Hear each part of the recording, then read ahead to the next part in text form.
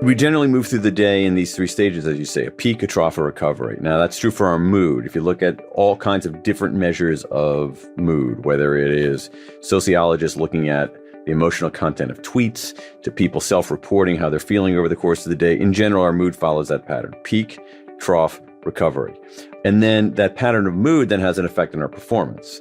And so you see things like kids scoring lower on standardized tests in the afternoon versus in the morning. You see some remarkable research out of the LA Unified School District where kids who take math in the morning do better than kids who take math in the afternoon in a significant way. You see all these horrible things that happen in healthcare. Some 20 years ago, my guest today, Dan Pink, left his career as a speechwriter for then Vice President Al Gore to kind of strike out on his own as a writer. Soon after, he penned an article for a young company called Fast Company that was called Free Agent Nation. That became a book that really exploded into the public's consciousness and effectively launched his career as an author over the past 20 years or so. He has written 6 huge books, the latest called When, where he dives deep into timing. It's one of the things that we never look at. Are there good and bad times of day, of month, of life to do all the things that we want to do? It's a fascinating conversation. We start out kind of tracking Dan's life and career to a certain extent. I've sat down with Dan in the past when we were filming. So if you want sort of a deeper dive into his personal journey, we'll link to that in the show notes. Really excited to share this conversation. His latest book is called When, The Scientific Secrets of Perfect Timing. And super quick reminder, today, meaning April 30th, if you're listening on the day this episode airs, is the last day to lock in your spot at our super awesome, fun, transformational, kind of life-changing, according to a whole bunch of campers. Once a year, 3.5-day summer camp for grown-ups, and get $200 off the full registration fee. Of course, you can still sign up after today. We'll still love you. It's just that you'll lose the $200 discount. And man, think of all the different ways that you could totally jam with that extra $200. So let's make it official. I've got hugs and more waiting for you at camp. Visit goodlifeproject.com/camp today, April 30th, to claim your spot and get your $200 off, or just click the link in the show notes. Okay, on to our show. Dan and I taped a fuller conversation, which kind of like took you into his sort of like backstory a little bit more. Chunk of years ago. That was actually on video, so we'll be sure to link to that in the show notes. I was reflecting on that conversation a little bit, on your current work, and also on sort of your trajectory, and realized that it's just it's right around 20 years now since you left a career as a speechwriter for Al Gore. And I mean, I think it was a couple of months ago, 20 years ago, and penned this article called Free Agent Nation for this then, like emerging kind of like tiny thing called Fast Company, right, that kind of exploded into the public consciousness.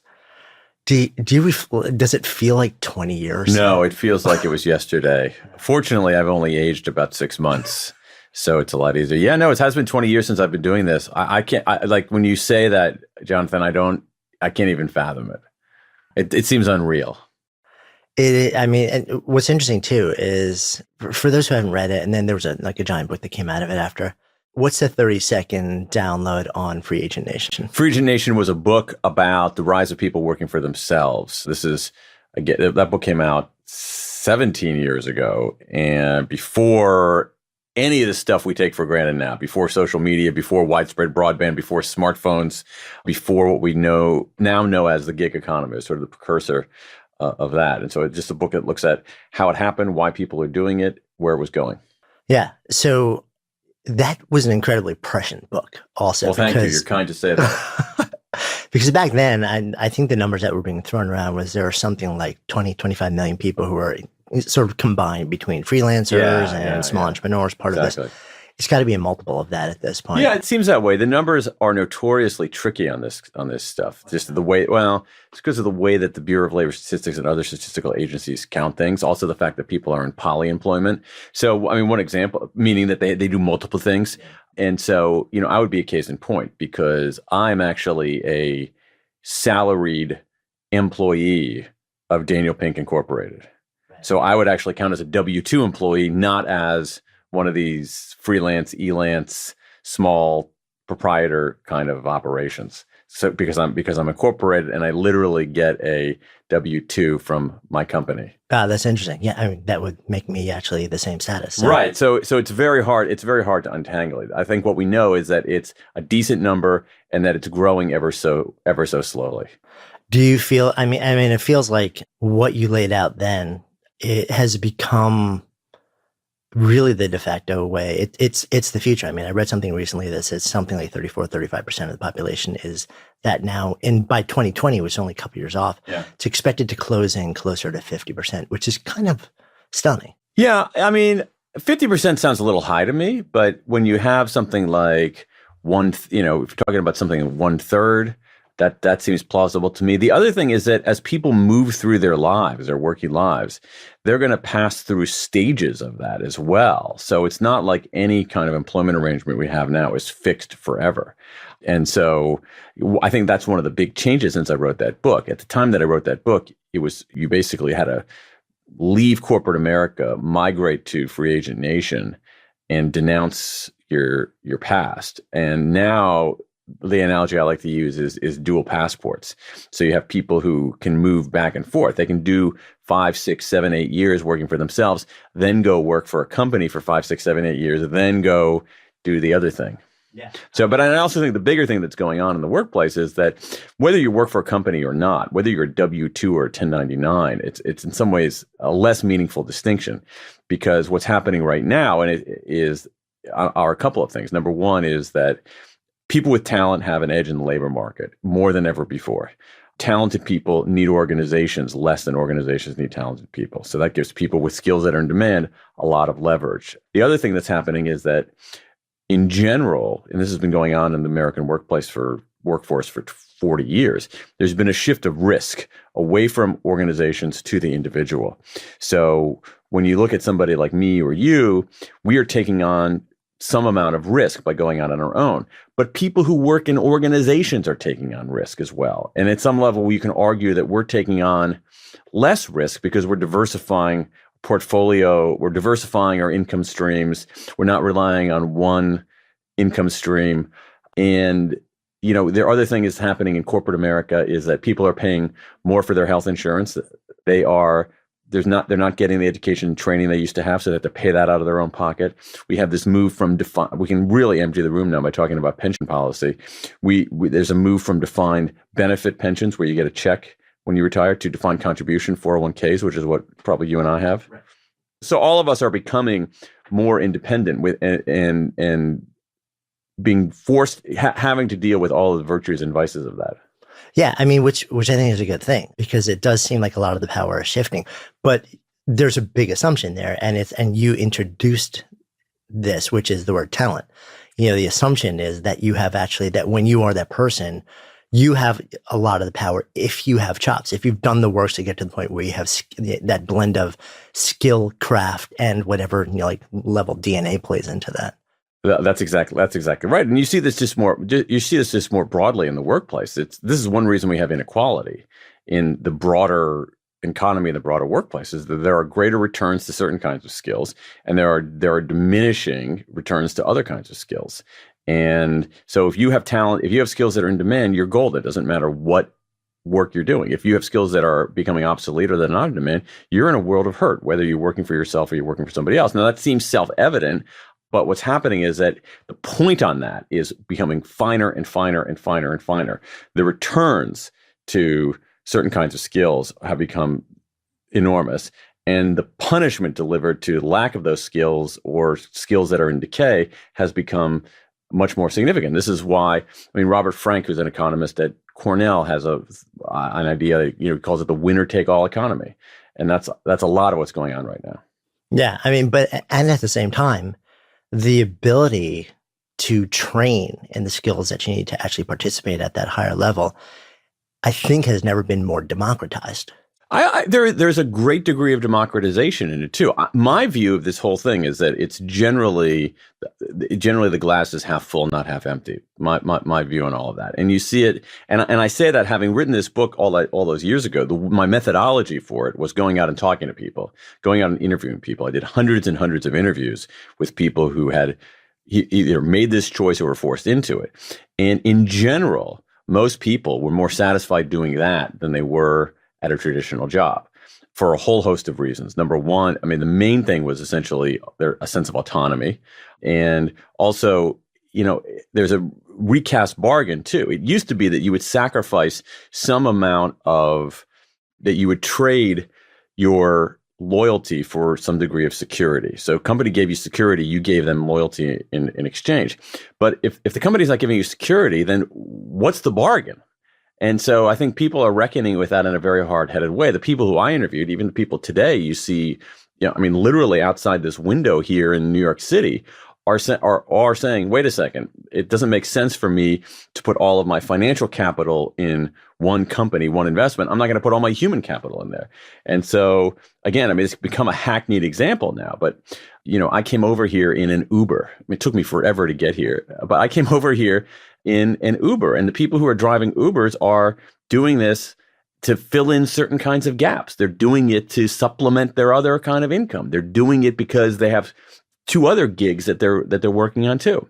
Yeah, and they're even among that, they're splitting between Uber and Lyft and Via. So even within that, they're diversifying sort of like their opportunities there. It is really interesting sort of like to see how that's happened, to see how 2008, 2009 have sort of affected that whole thing. And again, sort of smacked a lot of people into realizing like, oh, this is not the way it used to be. You have over this same 20-year or so span, I think written 6 books, if I'm right. Jonathan, yes. Well, although written / one of them, actually it was manga. It's a graphic novel, right? I still had to write. It still has words. Yeah, it has words, but also has fewer words. It has pictures too, which was a really fun book. It's kind of interesting because when I look at your trajectory as a writer, thank you for calling it a trajectory. Well, that's kind of what I want to ask you to a certain extent. When you look at these sort of like 6 different books, it averages out to what, one every 2.5, 3 years, something like that. Yeah, like 3 years. Yeah. Do you see a through line in it? Well, that's an interesting question. I mean, it's interesting to me. I'm not sure it's interesting to that many other people, but it depends on, do I see a through line? It depends on my vantage point. It depends on which way I'm looking. So if I look prospectively and knowing my own intentions, knowing what I'm working on, there is absolutely no through line. I don't work on a book and say, oh, this new book, when? It's connected inexorably to the book that I wrote before that, which is connected inexorably to the book I wrote before that. Zero intentional through line. However, like many things in life, including life itself, sometimes it makes sense retrospectively, that if you look back on it, one can see a through line. But I have to say, there's no intentional through line. That said, I think that readers might be able to find a through line.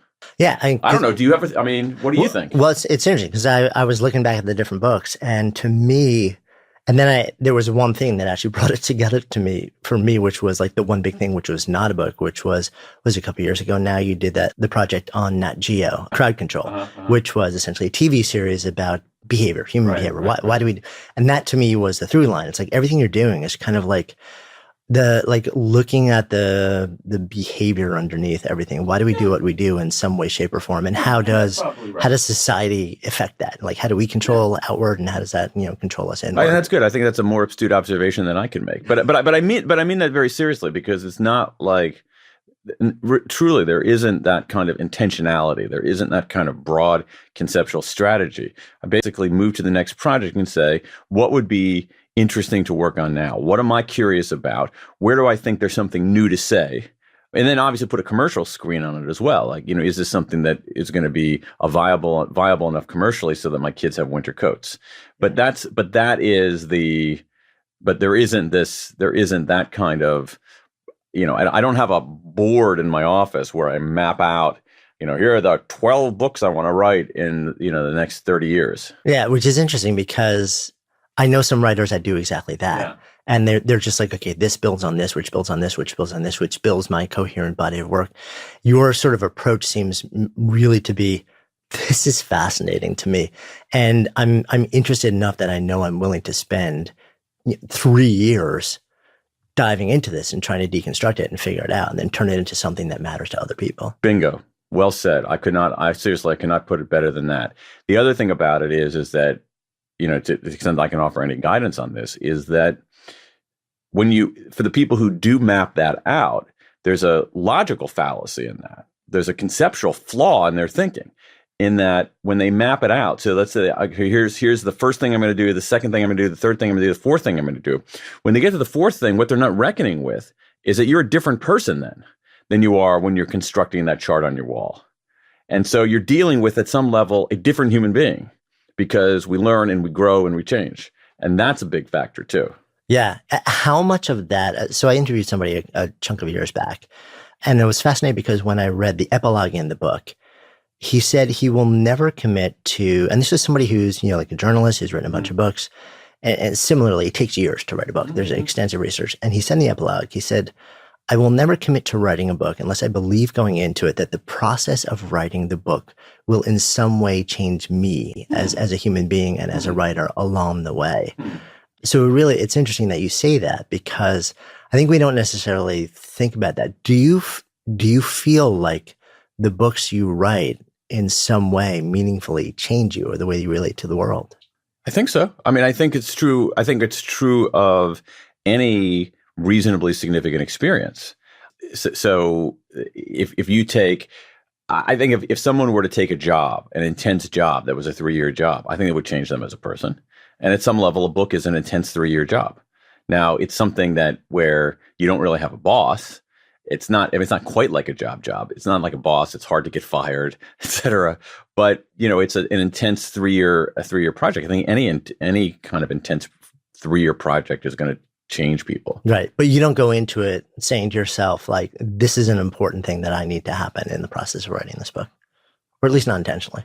No way. Yeah. I'm not that thoughtful. The other thing that you said was interesting to me also, which is that you do consider the potential commercial viability of a project before you go into it, which makes sense to me, because if you're married, you got kids in schools, and you're devoting 3 years of your life to this. But in sort of the world of writing, there's a real split about, like people say, like, you should never do that. And other people are like, well, no, I mean, if you want to treat it like an enterprise. Yeah, it is never the first screen, ever, the commercial screen. It is basically a little check. It's a check at the end. It's one of the things that comes last, just to make sure. It's sort of like, okay, I'm going to go out for a bike ride here. I know where I'm going. I know how long I want to ride for. All right, let me just make sure my tires are inflated. It's that kind of check and things like that. So if I wanted to write, at one point, I mean, this is embarrassing, but at one point, I was convinced that farm subsidies were ruining the United States economy. Right? I had this theory that the amount of money that you've spent to subsidize farmers who aren't really farmers, is basically large agriculture companies, that farm subsidies were destroying this country. And I had this idea. It's like, okay, I should write like a short book on farm subsidies. That doesn't pass the commercial screen. Okay. And the other thing about it, there'd be a small number of people who'd be really more important is, part of me also, when I started thinking about it, was, do I want to spend 3 or 4 years, 3 years working on a topic like that? But so I'm sort of, at some level, I'm in the middle. I would never lead with that. Like, I can think of, dozen commercially viable books that I would never want to write. So I look at it and say, what am I interested in? What am I curious about? And the other thing is that if I'm curious about something, that itself is something of a commercial screen. Because if I'm curious about it, probably other people are going to be curious about it, because I'm not that special, right? It's not like, oh, I'm going to have this unique curiosity about something that no one else will care about. No, not at all. It's like, if I'm wondering, like, whatever, it's like, how much of our time do we spend selling stuff? And what does that mean? What is it that really motivates people? How do we get better at timing? If I'm wondering about that kind of stuff, I think other people are probably wondering about that kind of stuff. And so it's really just let's just make sure there's air in the tires before we go out for this ride. Yeah, no, that makes a lot of sense. So, that little annoying seam with the bump on the front of your socks? The one that always ends up digging into your toe and making you want to just kind of rip your shoes off and go barefoot even in the middle of winter? Guess what? Bombas socks, they don't have that. It's just smooth, seamless yumminess. I have been a barefoot person my whole life. Bombas socks have converted me to a sock person. I love these socks. And beyond the seamless toe, they're ridiculously soft. They've got this crazy honeycomb arch support, cushioned footbeds, and on the ankle socks, there's this little blister tab thing. So you never get that where'd my sock go thing when they get sucked into your shoe as you're walking around. My entire family has become pretty much Bombas fanatics. And there's something else super cool about them. Bombas is fueled also with a social impact mission. Turns out socks are the #1 requested item in homeless shelters across the U.S. So for every pair of socks that Bombas sells, they also donate one to someone in need. And I love getting behind companies that create great products and serve a greater good. So as a Good Life Project listener, you can save 20% by visiting bombas.com/goodlife. That's BOMBAS.com/goodlife and entering the offer Good Life in the checkout code space, or just click the link in the show notes now. The TV project. Yes. That seems like this one giant aberration in what you're doing. What happened there? I was just approached by a production company that wanted to do this. I loved the idea. I thought it was great. I thought I could add something to it, and it was a great experience. It was totally fun, and I learned a lot. And one of the things that I learned, I mean, it was one of those, as someone who's been a writer for most of my life, going to another medium was really interesting and really challenging. And I learned a huge amount. I mean, I loved it because like, let's say I start working on a new book. Okay, it's a 7th book. I'm still going to learn stuff, but the learning curve is going to be not as steep as it was for the first book. And so it's sort of exhilarating to go to something where your learning curve is far steeper than it is ordinarily, because you're dealing with an entirely different medium, a different way of telling stories, a different way of conveying ideas. Yeah, which clearly for somebody, I mean, you've got a very apparent love of learning and like fierce curiosity about things and about the world. The ability to drop into something where it's sort of like forced beginner's mind and I know nothing. It sounds like that would terrify a lot of people, but it sounds like for you, it's kind of like, let's do this. Yeah, although, I mean, the subject matter was something that I was comfortable with. So that was so there was that familiarity. It's really just the medium that was new. And the other thing about it is that unlike a book where it's mostly me and there's some other people, obviously some really talented people helping publicize it and helping edit it and whatnot. This is much more of a team endeavor. Television production is much more of a team endeavor. And that was really interesting too. How do I fit into a team? What role do I play in a team? Yeah. Have you explored other forms of media? Are you pod curious at this point? I actually had tried a podcast several years ago. I think it was a little bit ahead of the voters that I thought was fairly interesting, but it was so time consuming I stopped doing it. And then I started doing it again. I have this podcast called the 1320 podcast that HubSpot is sponsoring. And so I like that. I like experimenting with different media. Yeah. Let's talk about timing. So you spent the last 3 years exploring this question of time and timing. It manifested in the creation of a really interesting book called When. Why this question? Why are you so fascinated? It's very similar to what we were talking about before. So I wrote this book basically because I guess it was curiosity and frustration together, because I was making all kinds of decisions about when to do things in my own life.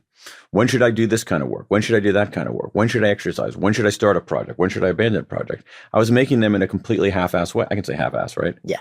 It's a podcast. You can pretty much say anything. I was making them in a completely half-ass way. And that frustrated me. And I felt like there's got to be a better way to make these decisions. And so I looked around for some guidance. It didn't exist. Then, because one of my first moves in sort of understanding things is to say, okay, is there any research on this? I started looking at research on this, and that took me down this rabbit hole that was fascinating and also vast. That's the thing that really blew me away. There's so much research on this. And the reason I think that it hasn't been fully harvested is that it's in so many different fields, in so many different domains. And in the academic world, the biologists don't talk to the psychologists. Yeah, everyone's the psychologists don't. Exactly. They're super siloed.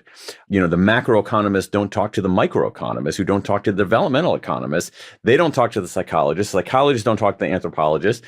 The anthropologists don't talk to the endocrinologist. I mean, and what I found is that across all of these domains, you have these scholars who are asking very similar questions. What's the effect of time of day on how we feel and how we behave?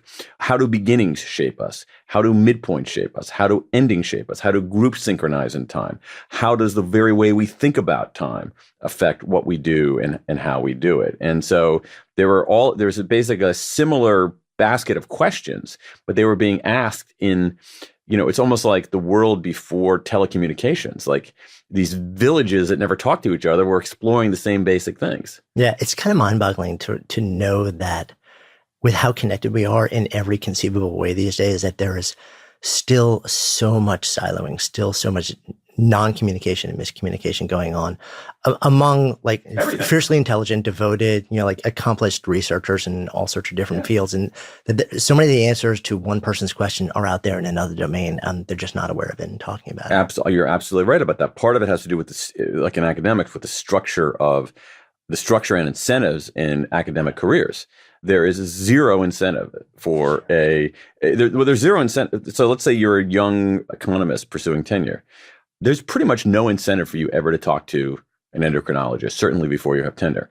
What you want to do is you want to be in the right journals in your field over and over again. And once you have tenure, you see people who sometimes will branch out and do, more cross-disciplinary things. But at the outset, you have people who, the incentives are all for this within domain specialization.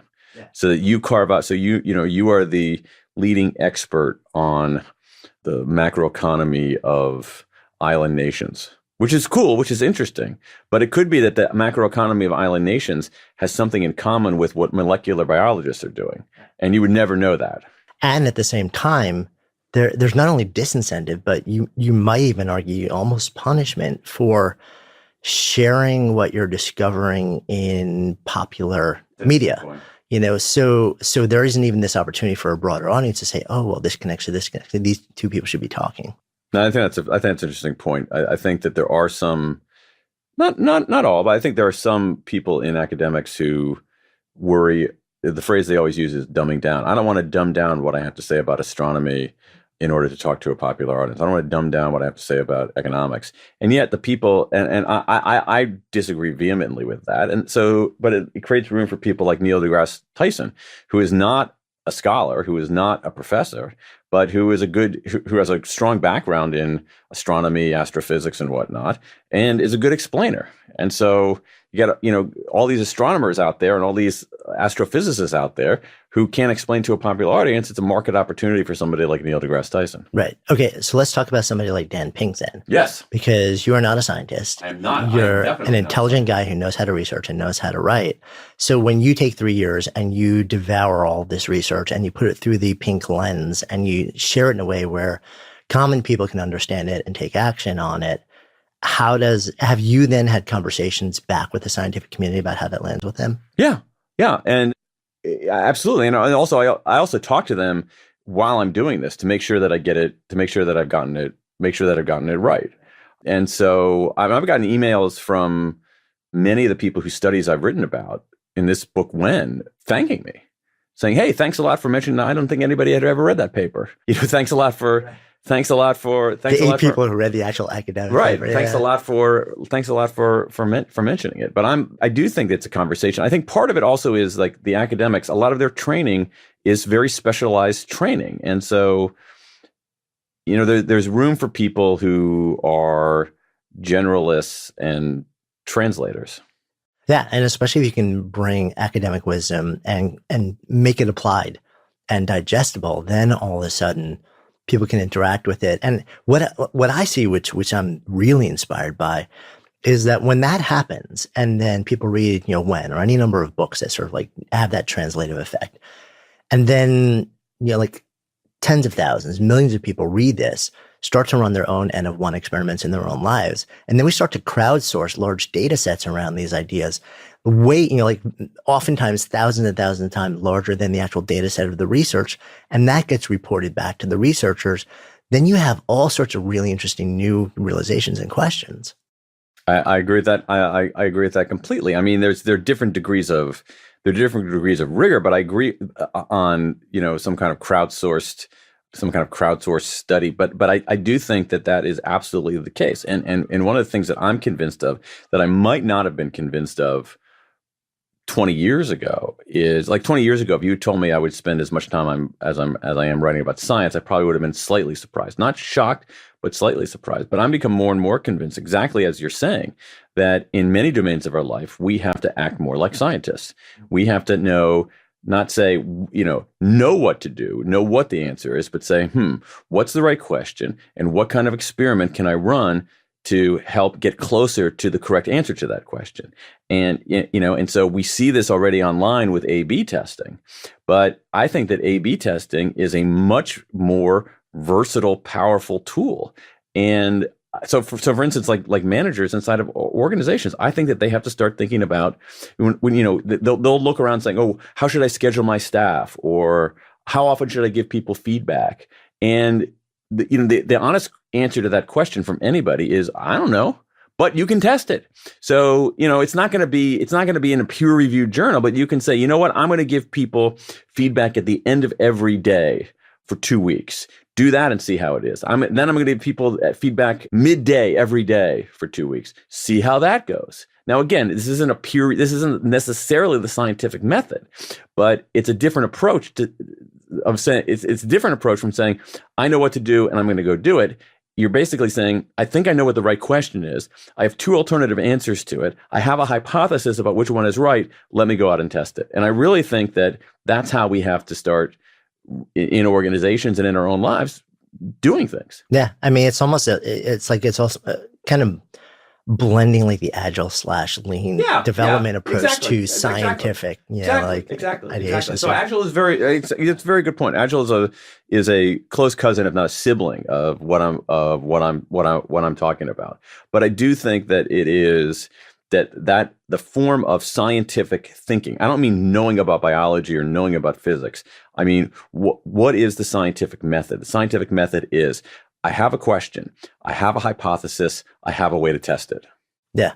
And then just go about doing it. Let's talk about the ideas that you share in this current book. You kind of actually laid out the macro categories, and maybe let's spend a little bit of time on each one of those. Right. Turns out that timing within a day matters on a lot of different levels for a lot of different things. You identify the sort of 3 cycles that we just as individual human beings tend to go through during any particular day. Take me through those. So we generally move through the day in these 3 stages, as you say, a peak, a trough, a recovery. Now, that's true for our mood. If you look at all kinds of different measures of mood, whether it is sociologists looking at the emotional content of tweets, to people self-reporting how they're feeling over the course of the day, in general, our mood follows that pattern: peak, trough, recovery. And then that pattern of mood then has an effect on our performance. And so you see things like kids scoring lower on standardized tests in the afternoon versus in the morning. You see some remarkable research out of the LA Unified School District where kids who take math in the morning do better than kids who take math in the afternoon in a significant way. You see all these horrible things that happen in healthcare in afternoons versus mornings. And so what you see is— You mean like within doctors and healthcare providers and hospitals? Yeah, some horrifying things. So if you look at hand washing in hospitals over the course of a day, big drop in afternoons. You look at anesthesia errors, 4 times more likely at 3 p.m. than at 9 a.m. I mean, it's just a parade of horrors. And what we know, again, is in general, we move through the day in these 3 stages: peak, trough, recovery. Most of us move through it in that order. People who are night owls go in the reverse order. But what it tells us, what all this research on the pattern today tells us is this: 1, our cognitive abilities are not the same throughout the day. Our abilities, especially our brain power abilities, change throughout the day. You are not the same at 9 a.m. as you are at 3 p.m. as you are at 7 p.m. I'm not saying that you're worse. It's not like you're progressively worse, but your cognitive abilities are not the same at different times of day. Second thing is that the difference in our abilities is significant. It's not like a 1 degree, 1% difference. It's some significant differences in our performance over the course of a day. And the other thing that's the most important thing, and this is the thing that really surprised me in doing this research, is that what you do so much of it is dependent on the nature of the task. And that's really the key thing here. So during our peak, which for most of us is the morning, we should be doing our analytic work. That's work that requires focus, attention, heads down, and vigilance. That's the word that's always used in this research, vigilance. You can bat away distractions. So writing a legal brief, analyzing data. We're better off doing that during our peak, which for most of us is the morning. For night owls, it's later in the day. During the trough is not good for very much, right? This early to mid-afternoon period. It really isn't. But what we can do is that we can move some of our routine, less important work there, work that doesn't require a lot of cognitive firepower or creativity. So there's a lot of stuff we do in the course of a day that is pretty routine.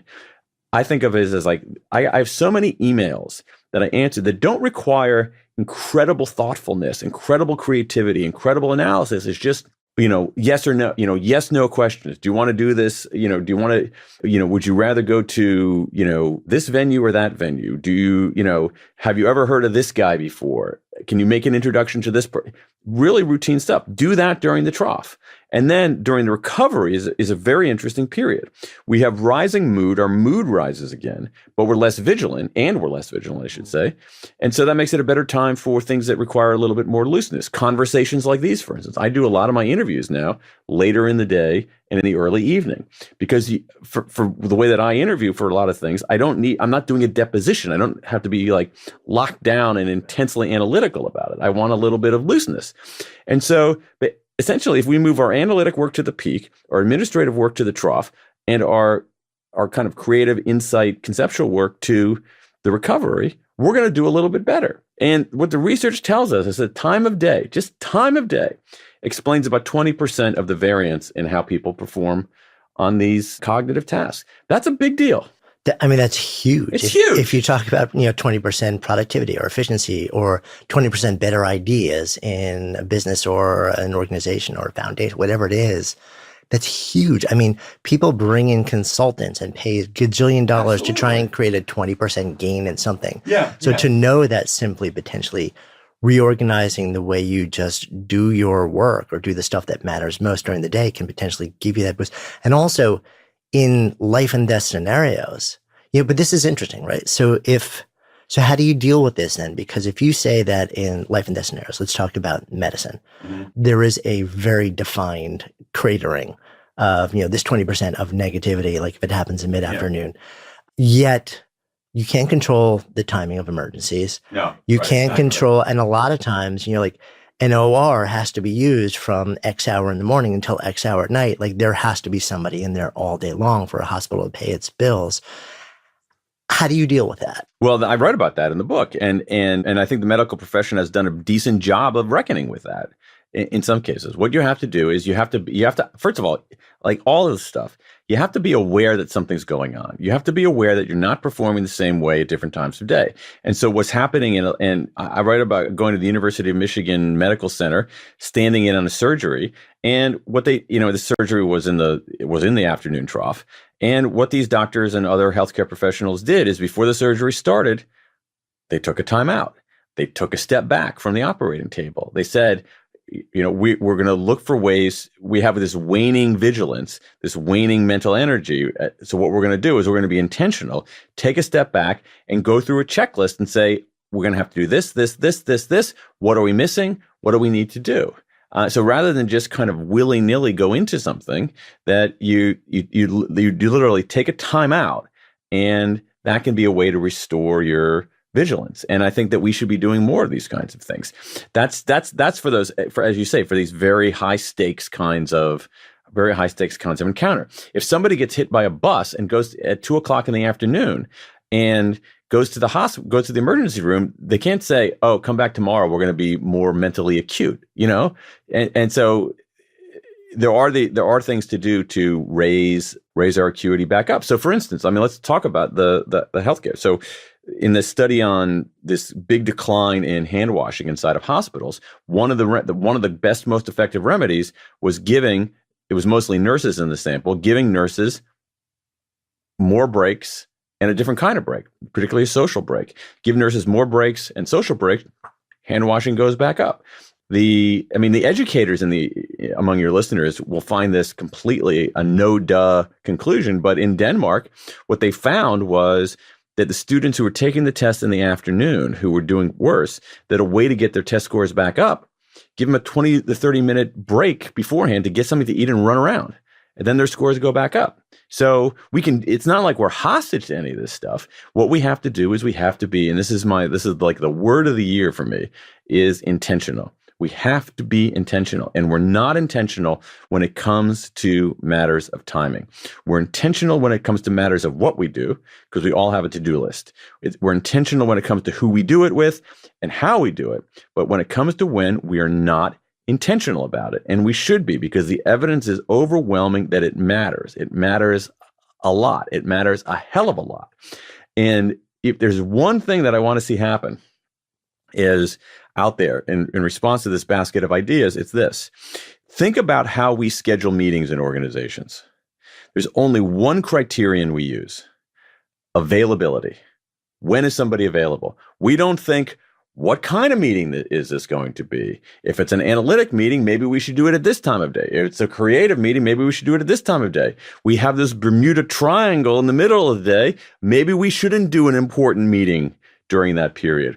Are we dealing with people who are better and more acute in the morning? Are we dealing with people who are more mentally acute in the afternoon? Are we dealing with people who are more creative in the morning? Are we dealing with people who are more creative in the afternoon?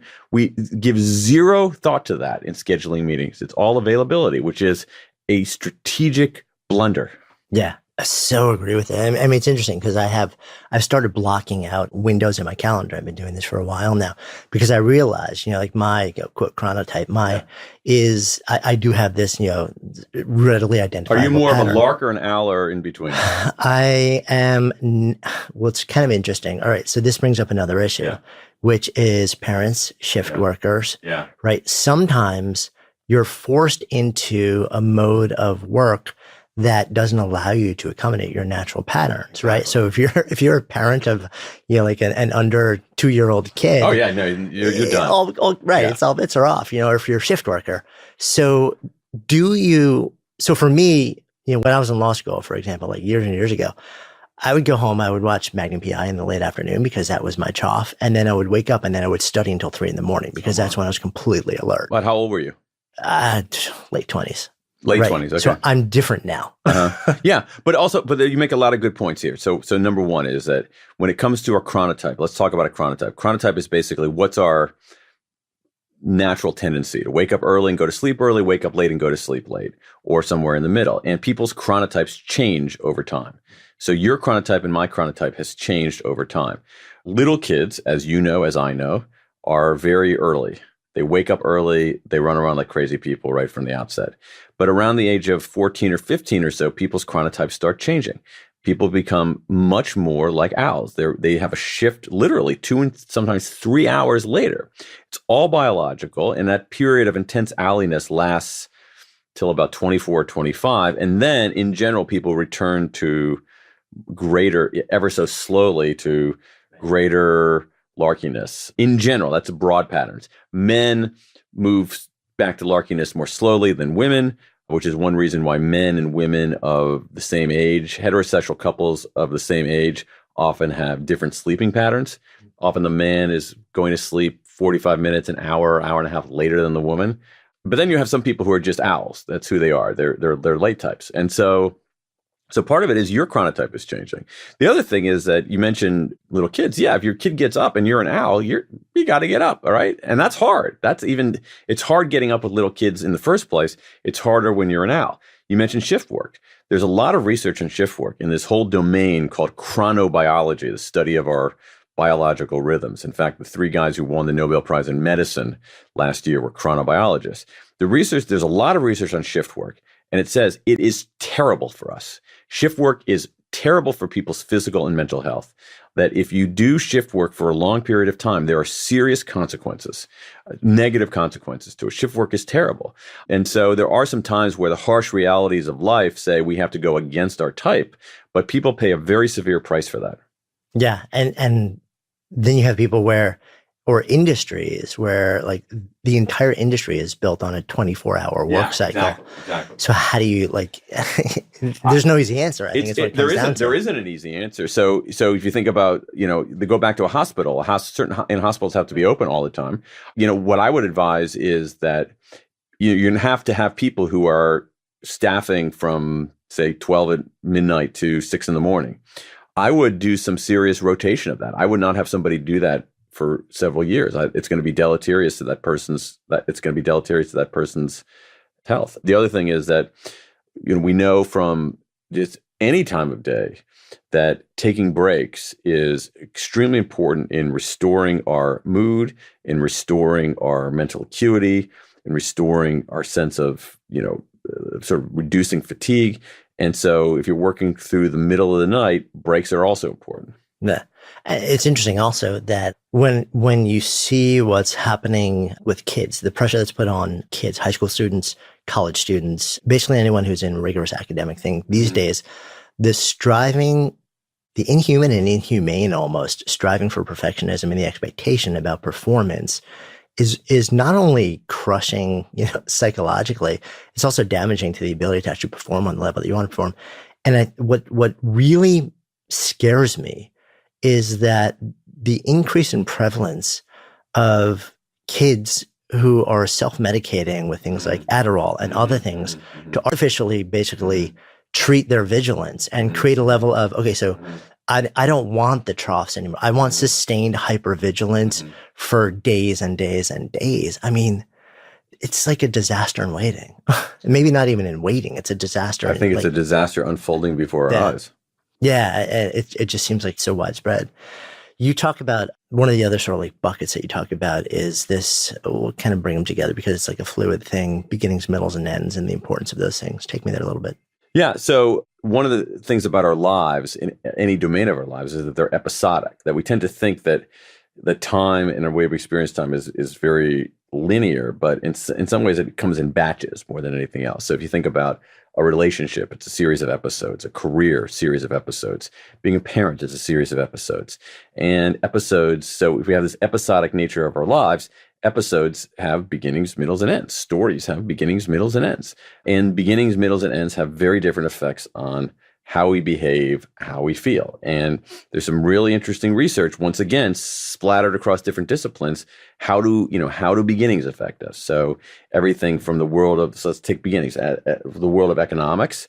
Lisa Kahn at Yale has some chilling data. I think it's chilling data showing that if you graduate from college, you could imagine two people. One graduates from college in a recession, one graduates from college in a boom time. That shows up in their wages 20 years later. That the labor market conditions when you graduate from college have an effect on what you're earning 20 years later. But what do you do with that information? Because you can't control it.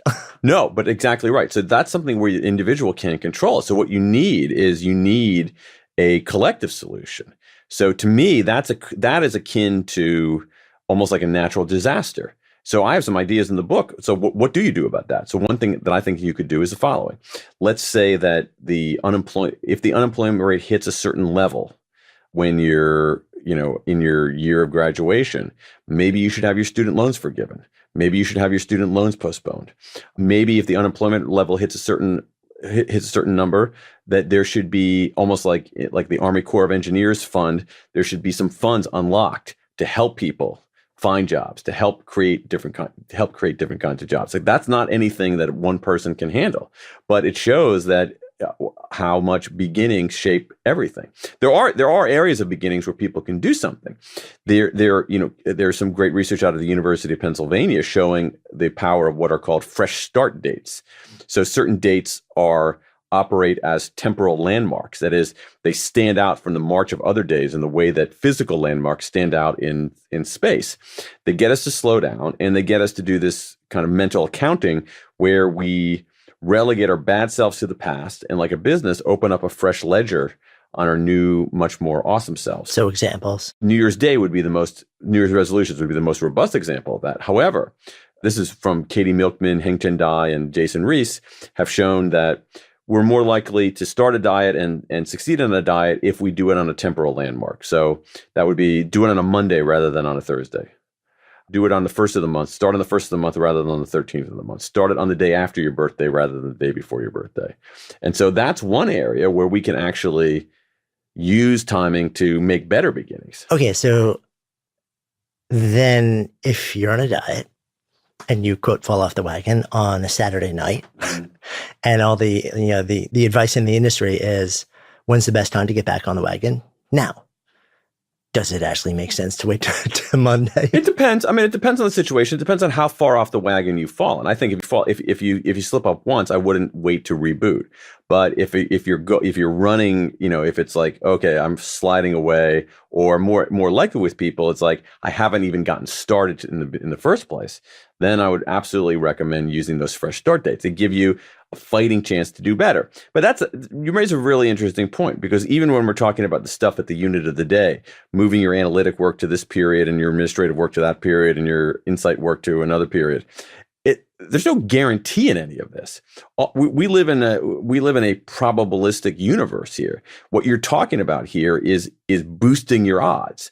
So if you have a 18% chance of doing good work in general, but then you move things to the right time of day, and that increases you to a 27% chance of doing good work, I'll totally take that. I mean, it doesn't guarantee you're going to be great, but it boosts your odds. That's what all this stuff does. It boosts your odds. And the same thing with the fresh start dates. It doesn't mean, oh, I'm going to do it on the day after my birthday. That just means I'm going to succeed. No, it doesn't mean you're going to succeed. What it means is like you've dialed up your probability a little bit. Yeah. I think when we talk about beginnings and tying them to specific dates, I think people can feel that intuitively. The thing that maybe is less intuitive is the importance of middles. Oh, yeah. That was a revelation to me. Midpoints have this very interesting effect on us. That was completely invisible to me. Like not. I don't mean the effect of midpoints was invisible to me. I mean the existence of midpoints was invisible to me. Like midpoints were a thing. So, but it makes it. You don't have to be a genius to figure this out. I mean, if something has a beginning and an end, by its very nature, it has a midpoint. And midpoints have this dual effect. Sometimes they bring us down.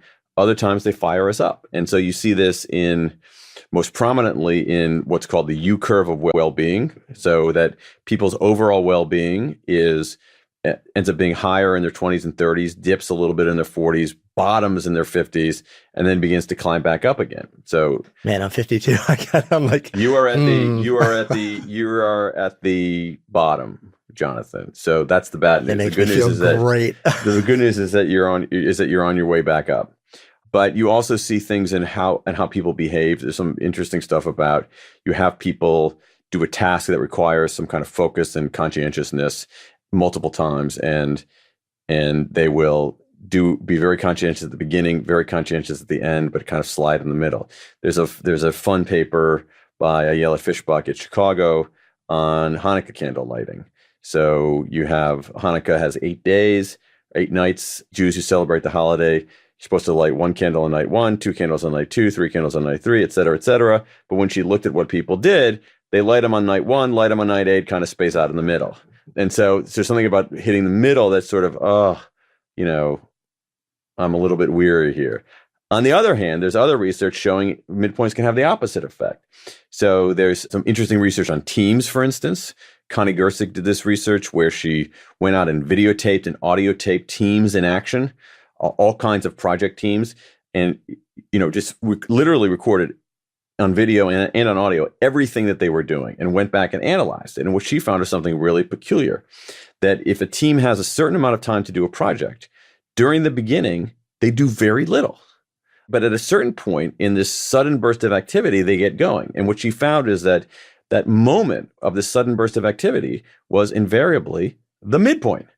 You give a team 34 days, they get started on day 17. You give a team 11 days, they get started on day 6. Over and over again, it was this midpoint that was galvanizing people. And then so we take that and we sprinkle in some big data from the NBA showing that there's some great research on NBA halftime scores. Now, basketball is a game that has a midpoint. I mean, literally, it's one of those few domains of life where everything stops and we say, hello, hello, hello, we're at a midpoint now.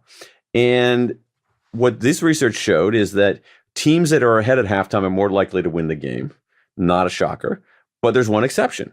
Teams that are behind by 1 are more likely to win than teams that are ahead by 1. Being down by 1 was as advantageous as being ahead by 2.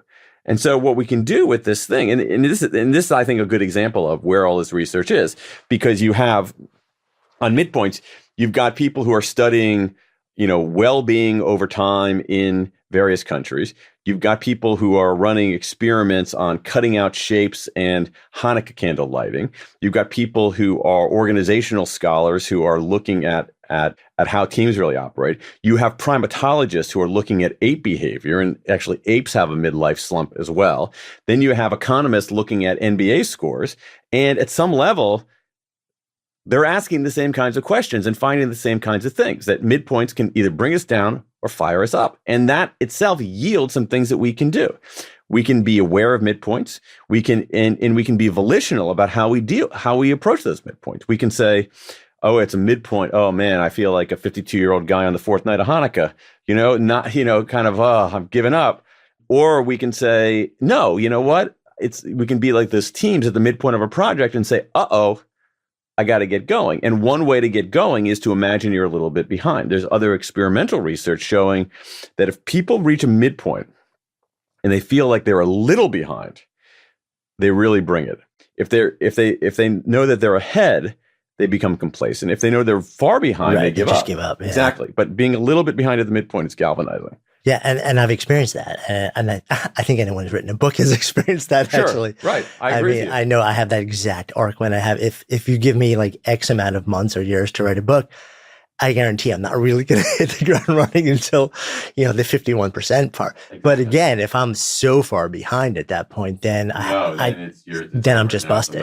Yeah, and you see the same thing in entrepreneurship also. I mean, it's literally called the trough of sorrow with startups, where there's all the excitement and the energy and all this stuff, and everyone's ramped up and running on adrenaline in the beginning, and then reality hits, and then like long crazy hours hit, and you go into this space like Joseph Campbell's abyss, and you just don't know, and everything sucks, and you question everything in the world, and then those who make it through the trough of sorrow and start to rise back out, then you have this you rise up the backside of the U, but it's almost unavoidable. I don't know if I know anyone that has built a successful endeavor without going through that. I certainly haven't been able to avoid it. Interesting. Trough of sorrow. I like it. Yeah. It's kind of a fun name also. One last thing I want to circle around to, because this is kind of fascinating. Well, actually, we should talk about ends also, right? So let's come full circle on that. Because this is another thing that I think we don't pay a lot of attention to. Beginnings, we focus on a lot. Middles, they kind of, like you said, don't really exist. What's the importance of endings? Oh, man. Endings have a huge effect on many aspects of our lives. I mean, there's so much cool stuff on endings. So one thing that endings do is they can energize us. So in a sort of analogous way to the midpoint. So this actually goes back to some longstanding research in the field of psychology. A guy named Clark Hull, who almost 80 years ago came up with something called the goal gradient hypothesis, that said, studying rats, you put a rat on a raceway and put some food at the end. The closer they get to the food, the faster they're going to run. And that turns out to be still reasonably true. And so one of my favorite studies in the book is from Adam Alter and Hal Hirschfield. And it has to do with when are people likely to run their first marathon.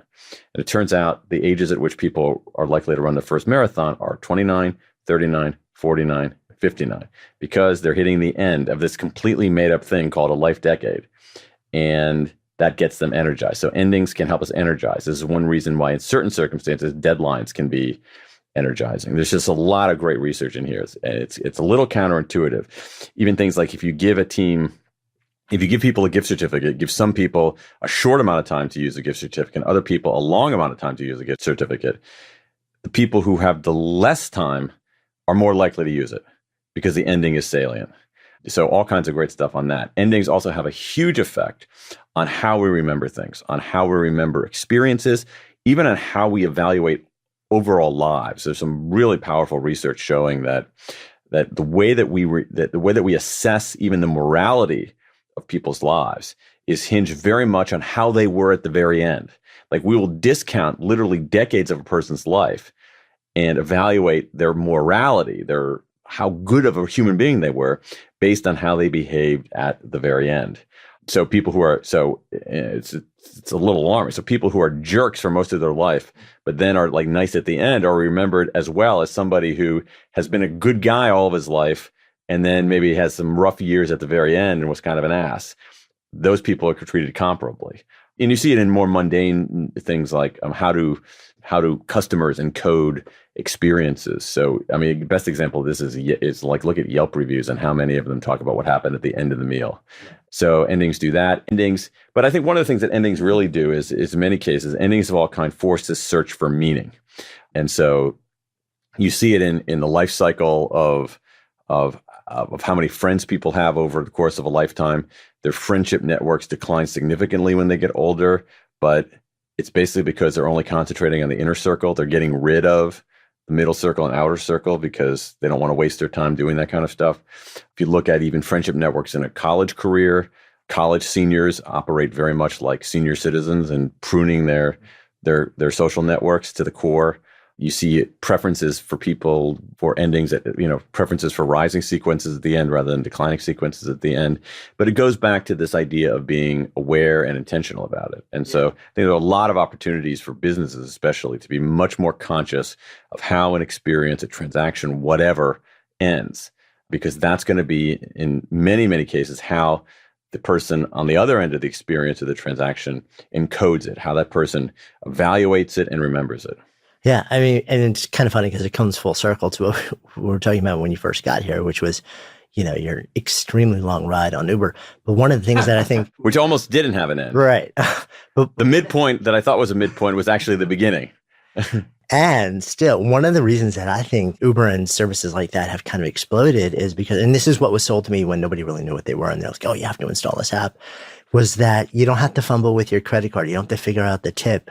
You don't have to take out anything. You pull up to your place, you open the door, you say thank you, and you're done. And that was like, so it gave this simplicity and delight to the ending of this experience that a lot of people were talking about. That's an interesting point. I didn't think about that. Yeah. Another thing that came up while you're talking is, because we're sort of like in the tail end of the Olympics, is I've had the chance to speak with a number of Olympians, people who have both medaled and not medaled. Mm-hmm. And what I found fascinating was that, this is sort of like the ending to them. They trained for oftentimes years to get to this point. And then when this thing ends, even if they've gotten exactly what they came for, they fall into this deep malaise and depression. It's sort of like this deep, this intense seeking of an end and this quest for meaning and performance and accomplishment.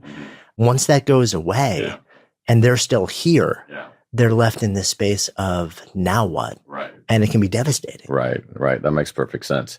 Because they're at an end, and they know there has to be a beginning, but they're sort of it's sort of like they're in limbo. They're in purgatory in a way. It's like they're beyond purpose, and they have to reclaim some sense of purpose in a different way. Purpose purgatory. P2.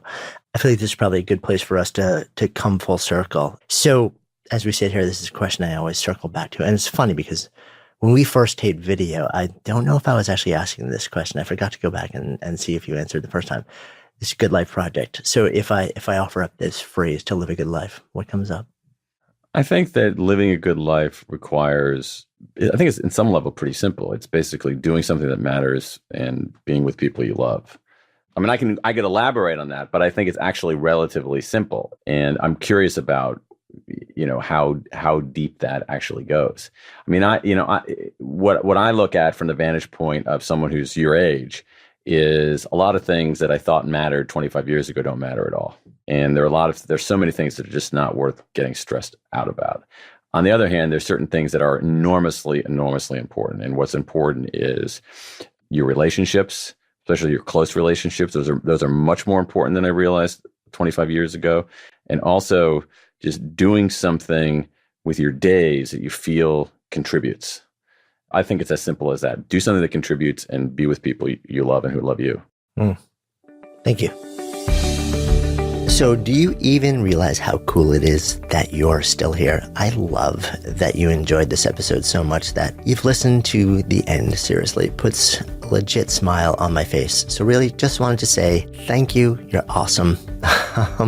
And while we're wrapping things up, might as well share a quick shout out to our super cool brand sponsors. If you love this show, and I'm guessing you do because you're still here, please support them. They help make the podcast possible. Check out the links in today's show notes. Oh, and don't forget, grab your spot at this year's Camp GLP. If you've been waiting, be sure to register by April 30th. That's, well, today if you're listening on the day this episode airs. And if you want to lock in your spot and get a $200 super early bird discount, today is the day. Did I mention the $200 discount ends today? Grab your spot, save a bunch of money, and then we can hug it out together in August. Visit goodlifeproject.com/camp today to claim your spot at $200 off, or just click the link in the show notes. See you next week.